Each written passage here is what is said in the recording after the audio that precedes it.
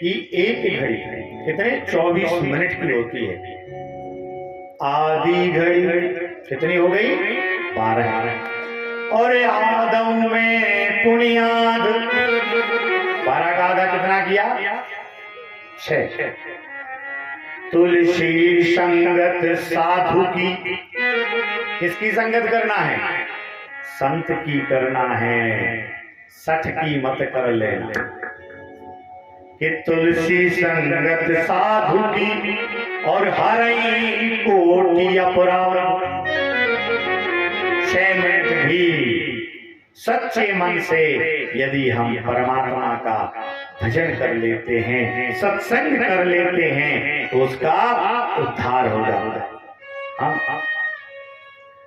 एक बात तो बता दें, संत कोई शरीर से नहीं बनता, पोशाक धारण करने से नहीं बनता, तिलक लगाने से, शिखा धारण करने से, माला धारण करने से नहीं बनता। संत तो स्वभाव से होता है, ना कि शरीर से। एक घर में रहने वाला भी संत बन जाता है और एक वन में रहने वाला भी आसक्त बना रहता है। तो एक संत स्वभाव से काम करता था कुली का। कैसा काम करता था? कुली का। कुली जानते हो आप लोग? जो भाड़ा उठा करके सिर पर ले जाता है, कुली का काम करता था। लेकिन उसका स्वभाव संत का था, दिन भर भजन करता था और पहले और आखिरी व्यक्ति से, ग्राहक से कभी पैसा नहीं लेता था। क्या लेता था? कहता था कि देखो हमारा पैसा, आप भजन यदि आता हो तो सुना दो, नहीं तो हमसे सुन लो, यही हमारी मजदूरी होगी। महाराज एक सेठ जी आए, ट्रेन से नीचे उतरे, कुली कहा, बोले हाँ इतना सामान है, कितना पैसा लोगे? बोले साहब पैसा तो नहीं लेंगे। बोले फिर? बोले यदि भजन आता हो तो सुना दो। अरे बोले भजन तो नहीं आता है। तो बोले हमारे मुख से भजन सुन लो। बोले ठीक है सुना दो। महाराज आगे आगे कुली, पीछे पीछे सेठ जी चले जा रहे हैं।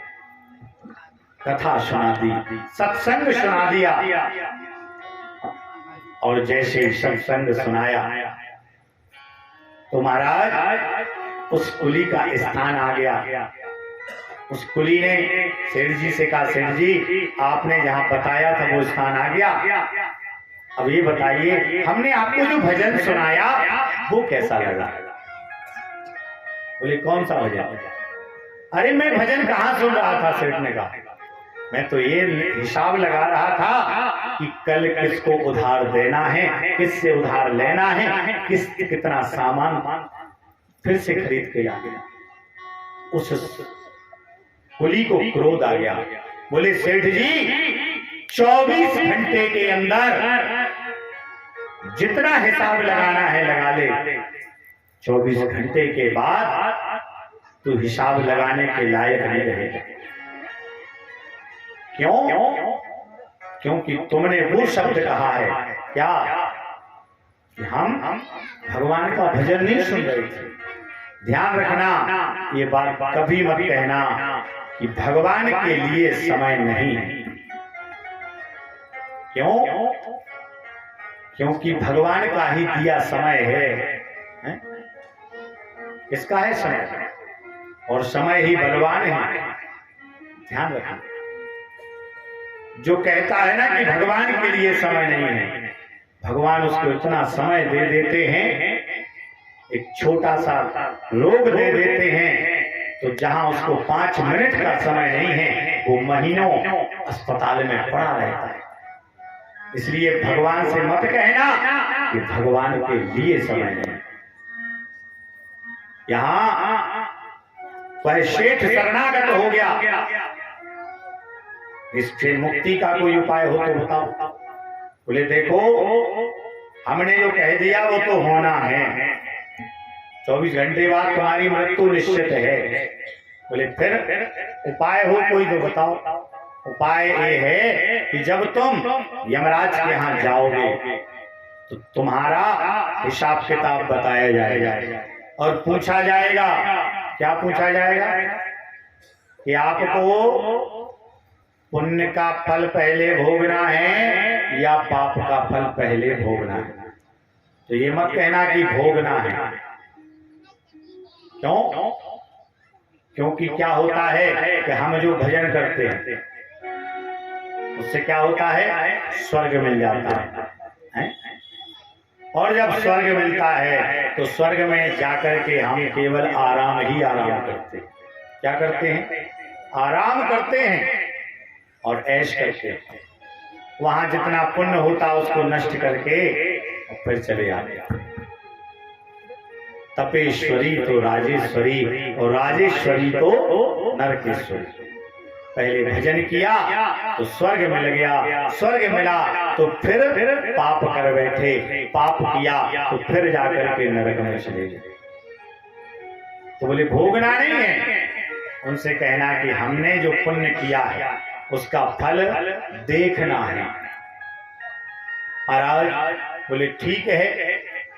जैसे ही हम लोग पहुंचे बोले देखो इसने जिंदगी भर तो किया है पाप और पुण्य कितना किया है? केवल जो कुली के साथ इसने भजन सुना था वो आधा घंटे का, वो पुण्य किया है। अब बता सेठ तू पुण्य का फल पहले भोगेगा कि पाप का? बोले मैं पुण्य का फल पहले देखूंगा। बोले यहाँ देखने की व्यवस्था नहीं है। इंद्र लोक गए, उनसे कहा, बोले यहाँ भी देखने की व्यवस्था नहीं। ब्रह्म लोक गए, बोले यहाँ भी देखने की व्यवस्था नहीं। बोले कैलाश चलो, बोले यहाँ भी देखने की व्यवस्था नहीं। बोले बैकुंठ चलो, बोले जब देखो यहाँ चलो वहां चलो। अरे ऐसे नहीं जाऊंगा, मैं पालकी में जाऊंगा। सेठ कहता है महाराज 4 द्वारपाल लगा दिए। जैसे ही बैकुंठ में गए देखा कि अरे आगे ब्रह्मा, शिव जी, इंद्र आदि सब देखता है और कोई पालकी में आ रहा है। इसका मतलब भगवान ने सोचा कोई बहुत बड़ा संत आया है। नारायण भगवान माला लेकर के खड़े हो गए। जैसे ही ये सेठ पालकी से नीचे उतरा, माला पहना दी, पूछा इसने कौन सा पुण्य किया जो बैकुंठ चलाया? बोले इसने केवल 30 मिनट का सत्संग किया है और इसको उसका फल देखना है। भगवान ने एक दिया कान में, अरे तेरे साथ में सब देवतागण पालकी के आगे चल रहे हैं और तू बैकुंठ में मेरे सामने खड़ा है। इससे बढ़कर और क्या हो सकता है सत्संग का फल? इसलिए कहते हैं